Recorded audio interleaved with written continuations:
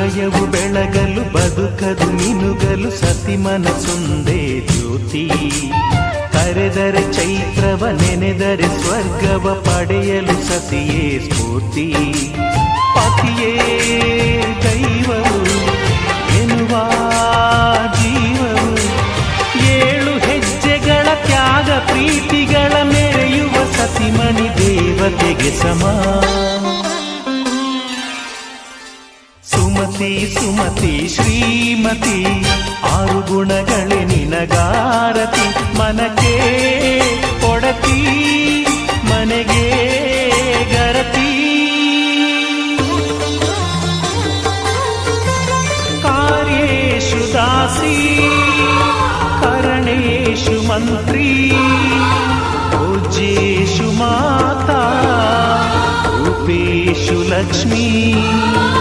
ಕ್ಷಮಯಾ Dharitri ಶಯನೇಷು Rambha.